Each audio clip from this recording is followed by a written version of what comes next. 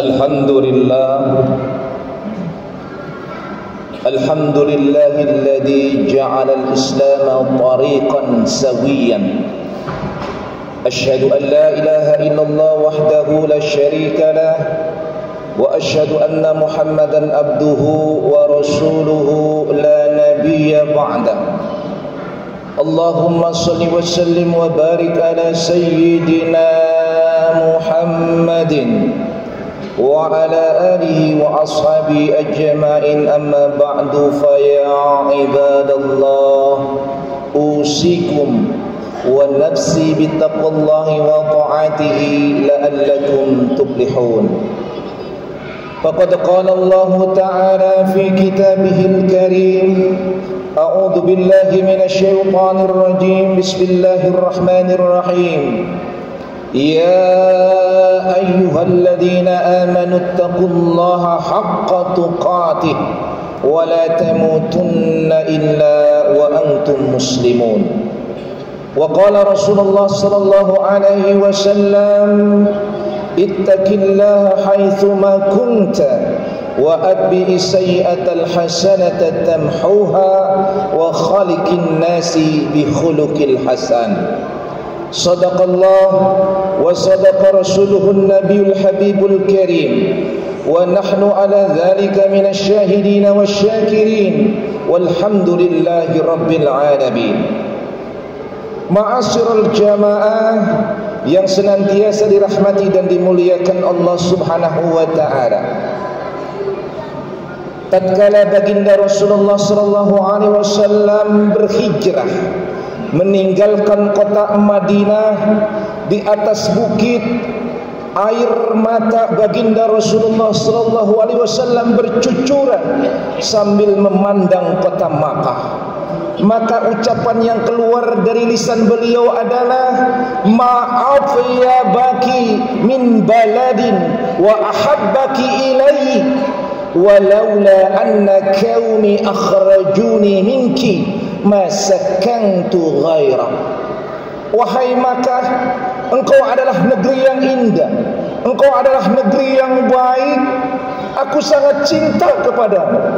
Kalau seandainya kaumku tidak mengusirku, niscaya aku tidak akan mencari negeri kecuali engkau.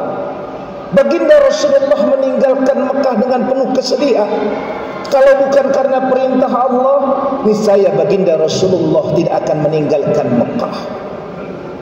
Lalu kemudian ketika beliau sudah ada di hadapan kota Madinah, maka beliau pun berdoa: Allahumma habib ilaina al-madinata kahubbina Makkah wa asyadda. Ya Allah, jadikanlah aku mencintai kota Madinah ini sebagaimana aku mencintai Makkah, atau bahkan lebih mencintai daripada kota Makkah.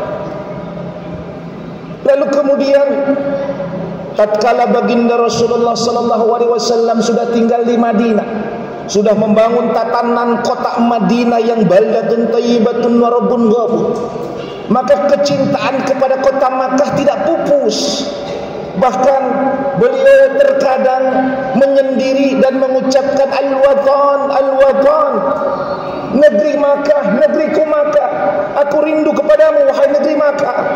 Sehingga kemudian Allah mengabadikan di dalam surat 28, surat Qasas ayat 85, innal ladzi farada 'alaikal qur'ana laradduka ila ma'ad. Sesungguhnya Allah yang telah mewajibkan kepada kamu, kepada kalian untuk melaksanakan hukum-hukum Al-Quran, maka pasti akan mengembalikan engkau wahai Muhammad ke kota Makkah. Maka kemudian seorang ulama tafsir yang bernama Syekh Ismail Hakiki Al-Hanafi Al-Khalwati, di dalam kitab tafsirnya Ruhul Bayan, beliau menafsirkan wa fi tafsiril ayah, di dalam menafsirkan ayat ini, yakni surat Al-Qasas ayat 85, isyaratun, adalah merupakan isyarah ila anna hubbal watani minal iman, bahwa cinta kepada tanah air adalah bagian dari iman. Wa kana Rasulullah sallallahu alaihi wasallam, dan baginda Rasulullah sallallahu alaihi wasallam yaqulu katsiran, senantiasa banyak mengucapkan kalimat-kalimat al-watan, al-watan, negeri Makkah, negeri Makkah. Fahaqiqallahu subhanahu sublahu, maka kemudian Allah subhanahu wa ta'ala mengijabah permohonan baginda Rasulullah SAW pada Futuh Makkah. Baginda Rasulullah SAW berhasil mengunjungi kota Makkah. Bukan hanya itu, bahkan menaklukkan kota Makkah. Hadirin yang dirahmati dan dimuliakan Allah subhanahu wa ta'ala, inilah cinta tanah air yang diajarkan oleh Rasulullah. Cinta tanah air adalah sebagian daripada iman. Dan kita, negara Republik Indonesia ini sudah 79 tahun merdeka.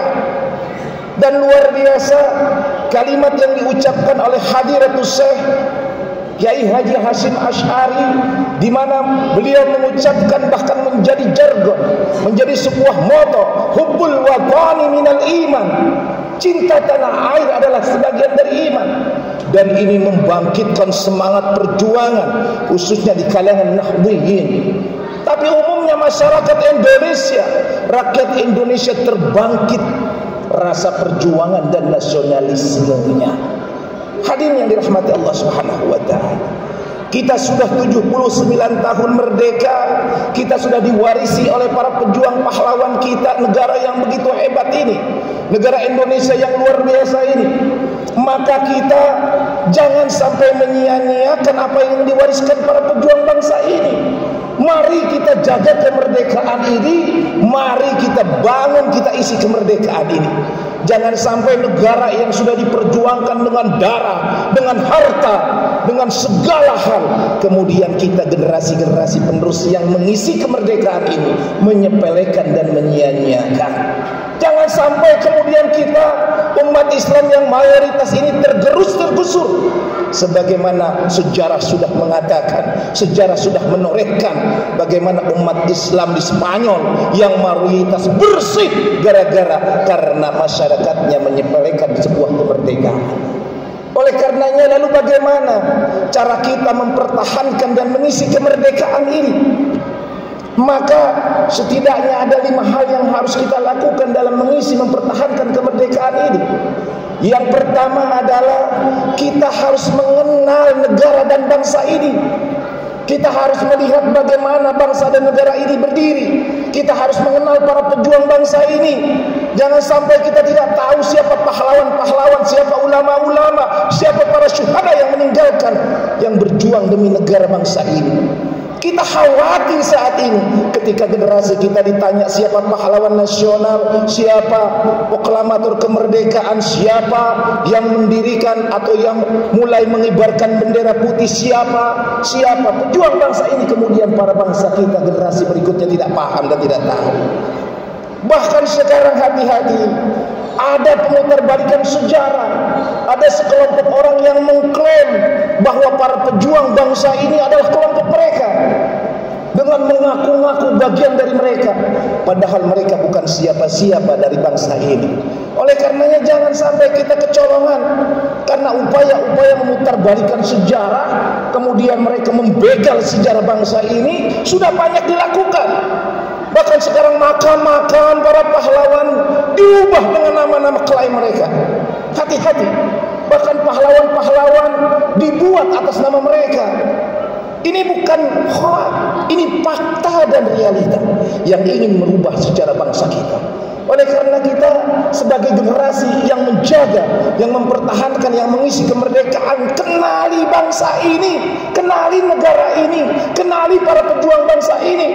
Jangan sampai kita tidak paham sejarah bangsa yang penuh dengan darah, penuh dengan air mata, penuh dengan pengorbanan para pejuang bangsa ini. Kenali negara dan bangsa Republik Indonesia yang kita cintai. Lalu yang kedua, negara ini punya aturan. Ada Pancasila sebagai dasar negara. Pancasila ini sudah mengadopsi hukum-hukum Islam di dalamnya. Tidak ada satupun dari Pancasila sila-silanya yang bertentangan dengan nilai-nilai keislaman. Pancasila sudah Islam. Pancasila dirumuskan dalam bentuk perundang-undangan, Undang-Undang 1945. Ada peraturan-peraturan di bawahnya. Maka kita sebagai warga negara bangsa, sebagai rakyat Indonesia, wajib hukumnya mematuhi peraturan-peraturan yang ditetapkan oleh negara dan bangsa kita. Jadilah kita sebagai pelopor penegak daripada peraturan itu. Jangan menjadi orang-orang yang pelopor pelanggaran, bahkan menjadi kejahatan dalam kehidupan berbangsa ini. Jadilah kita mengikuti peraturan-peraturan yang ada. Kalau ada orang-orang yang berusaha merusak tatanan aturan, maka kita wajib berdiri di depan untuk mencegah mereka melakukan hal itu. Ini sudah terjadi. Kemarin MK sudah mengeluarkan sebuah keputusan tentang pilkada. MK sudah begitu tegas sebagai lembaga tertinggi yang mengeluarkan peraturan. DPR RI yang hanya sekedar di bawahnya merusin laki hukum mau mengeluarkan undang-undang mengeliminasi MK. Ini merusak konstitusi negara. Oleh karenanya kita sebagai warga masyarakat harus siap berdiri di depan agar aturan-aturan yang sudah disepakati oleh bangsa kita, oleh para pejuang bangsa ini bisa tegak, sehingga negara Indonesia bisa kokoh teguh menghadapi hidup dan kehidupan ke depannya. Oleh karenanya yuk kita sama-sama menjadi pelopor pelaksana daripada peraturan-peraturan yang ditetapkan oleh bangsa dan negara melalui peraturan perundang-undangannya. Lalu yang ketiga, yang harus kita lakukan sebagai generasi yang mengisi kemerdekaan ini, moral kita bangun, moral kita jaga. Karena bangsa ini moral yang menjadi menghancurkan bangsa ini. Etika dilanggar. Kalau moralitas sudah tidak dianggap lagi, kalau etika sudah disepelekan, maka yang terjadi orang begitu enaknya saja menghalalkan segala cara demi jabatan dan kedudukan. Tidak lagi mengenal namanya moralitas. Nggak peduli lagi orang tersakiti, nggak peduli lagi rakyat melarat.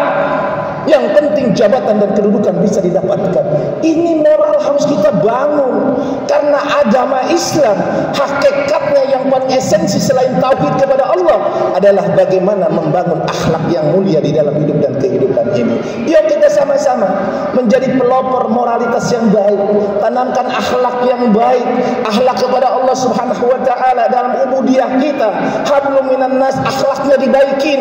Bagaimana kita mengimplementasikan ibadah kita, sholat kita, jalankan sholat kita dengan penuh kekhusyuan dan kebenaran. Laksanakan ibadah-ibadah dengan akhlak yang baik. Begitupun kita interaksi sosial, maka jadikan akhlak menjadikan sebuah ruh dalam melaksanakan sebuah amal ibadah. Lalu yang keempat, yang harus kita lakukan adalah yuk kita sama-sama memberikan sumbangsih kita dengan sesuai passion kita, sesuai dengan bidang kita, sesuai dengan kemampuan kita. Berikanlah bekas terhadap bangsa ini berupa kebaikan. Kalau kita misalnya dalam bidang ekonomi sebagai pengusaha, maka jadilah pengusaha bukan menguntungkan diri sendiri saja, tapi berikanlah sumbangsih membangun masyarakat, ikut mensejahterakan masyarakat. Kalau kita seorang pengajar, seorang pendidik, maka bukan hanya memberikan pemahaman, pengetahuan untuk diri kita, tapi jadikanlah anak-anak bangsa ini menjadi anak-anak yang cerdas. Berikanlah sumbangsi berdasarkan passion dan kemampuan masing-masing. Maka insya Allah bekas amal kita ini itu akan menjadi jariah bagi kita. Kita sudah mati, tapi amal ibadah kita tetap akan mengalir dalam kehidupan alam barzakh kita. Lalu yang terakhir, jadilah kita ukhuwah Islamiyah kita perketat, uswah wataniyah kita perketat. Kita ini satu agama, kita bersaudara. Kita ini satu bangsa dan satu negara, sama-sama kita saudara. Saudara senegara, saudara sebangsa, saudara seagama. Kita harus saling menghormati antara satu dengan yang lainnya. Kita Bhinneka Tunggal Ika. Kita punya saudara sebangsa yang berbeda agama dengan kita, tanamkanlah kasih sayang, saling menghormati satu dengan yang lainnya. Toleransi bukan mencampuri, toleransi ada menghormati dan menghargai. Jangan salah, jangan gara-gara toleransi kemudian kita mencampuri peribadahannya. Tidak, tetapi toleransi menghormati dan bagaimana kita bisa menghormati orang melaksanakan agamanya. Dan kita sebagai saudara seagama, jadilah kita satu tubuh. Yang digambarkan oleh baginda Rasulullah bahwa seorang muslim dalam cinta dan sayangnya adalah bagaikan satu tubuh yang apabila salah satu anggotanya menderita, sakit, terluka, maka anggota yang lain akan merasakan penderitaannya. Mudah-mudahan bangsa yang kita cintai ini, negara Republik Indonesia yang sudah merdeka ke-79 tahun ini, akan Allah jaga, akan Allah senantiasa berikan keberkahan, akan dijadikan negara kita negara yang baldatun thayyibatun wa rabbun ghafur. Amin ya Allah ya rabbal alamin. A'udzu billahi minasyaitonir rajim. Bismillahirrahmanirrahim. Wal 'ashr innal insana lafi khusr illa alladhina amanu wa 'amilus shalihat wa tawassaw bil haqqi wa tawassaw bis sabr. Barakallahu li wa lakum bil Qur'anil 'azim wa nafa'ni wa iyyakum bima fihi minal ayati wa dzikril hakim. Wa taqabbalallahu minni wa minkum tilawatahu innahu huwal ghafurur rahim.